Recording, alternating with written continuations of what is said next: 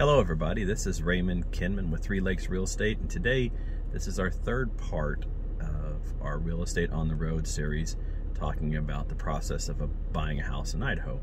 Today we're starting out in Garfield Bay, and I just thought that everybody would enjoy this beautiful view as a place to start. This is Garfield Bay, and it's just south of Sandpoint, a few miles in Sagal. So we're looking at Lake Pend Oreille, and this is just a spectacular place. It's a Green Monarch Mountains up above the lake in front of us, and this is just a tiny little bay in our huge lake. So just thought it'd be a fun place to start out. So we're going to start from here and head back to Sandpoint.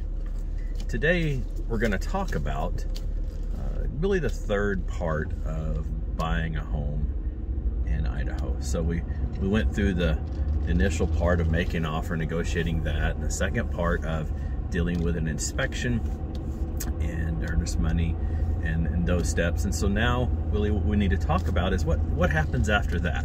So you've got your inspection out of the way, earnest money is sitting at the title company or wherever it is, and everybody's agreed to move forward because the inspection, whatever happened, is resolved, right? So now what do you do? So as the buyer, what you're really going to be working on right now is financing, if you're doing financing. So you're basically getting whatever your funding source, you're going to be getting that all in place and ready to go.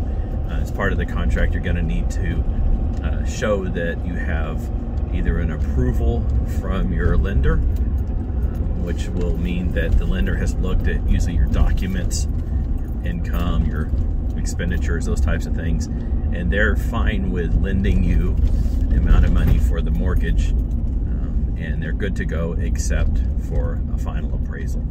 So that's typically, if you're gonna be doing a mortgage financing, that's gonna be a step that's coming along during this period. And so it's real important that you are working with whatever mortgage company you are, and you're keeping on top of them, because some of the mortgage companies, they can lose track of what's going on, or maybe they don't understand those guidelines. But there is a time frame in there that's important, and if you don't follow that time frame, then you could really be in jeopardy with your contract. So you need to pay attention to that time frame for when you need to provide that that approval. It's a little more intense than initial approval when you first start out. So you need to pay attention to that. It's often 10 business days after the final signature on the paperwork. So that's about 2 weeks. So that's typically in this prime time frame.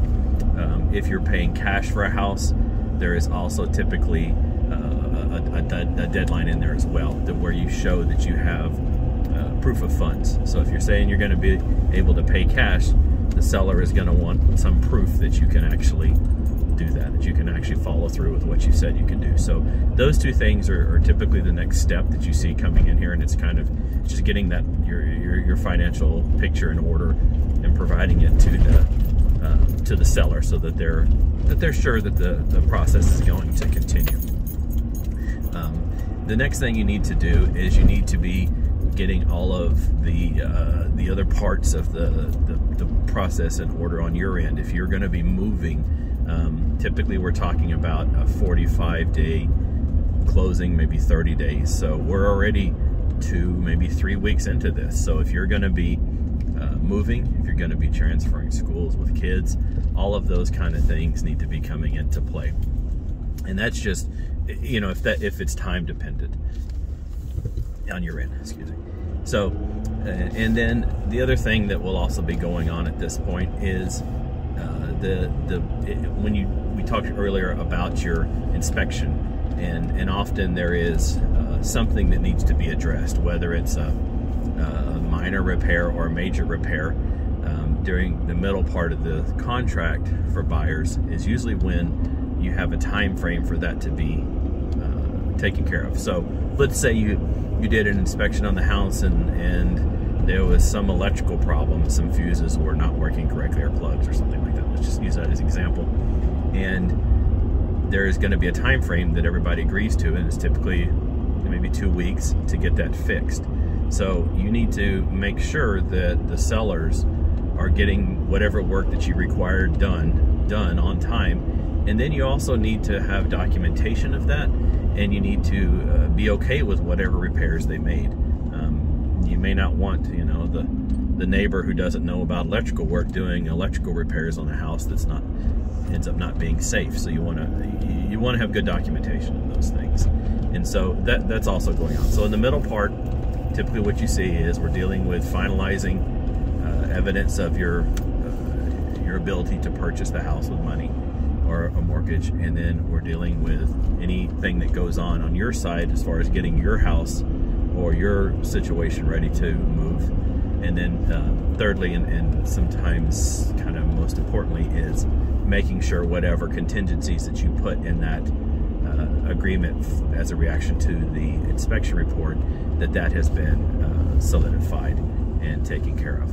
So those are the middle parts of the contract. As we're going along, there is a little bit of a lull towards the end. There's lots of stuff going on behind the scenes with your financing and with the title company, so you're going to want to make sure that you're staying in good contact with your agent, so that your agent knows what's going on, and we can help and stay on top of those things. At this part of the stage, your agents, our job really is to try to make sure that all these other parties are doing what they're supposed to, so that everything is done in time. As we're getting closer to the end of the contract, we need to have all these things finished. So that's really what you're working on, those three major things. If you have any questions on these, give me a call. I'll be glad to visit with you about them. You can also email me. My direct cell phone number is 208-255-8571, and my email is Raymond, it's R-A-Y-M-A-N, Kinman, K-I-N-M-A-N, @gmail. You can get a hold of me both ways. You also can visit our website if you just want to look at homes. It's 3 Lakes Realtors, and 3 is spelled out, so it's THREELAKES Realtors, REALTORS.com, and that directly hooks up with the MLS. You can get on there and play around and look at different houses that are available, and I'd be glad to help in any way I can. So I hope you've enjoyed this little short drive today. We have gone from Garfield Bay. We're heading back towards Sandpoint, Sagal Road here, and it's a beautiful drive. You can see the lake is huge here around Sandpoint, and we just went from one little part, and we're going to end up back on another part of the lake here shortly. So hope you have a wonderful day. We'll be doing another one of these episodes next week, and we will just be here to help you in any way we can. Have a wonderful day. Take care. Bye-bye.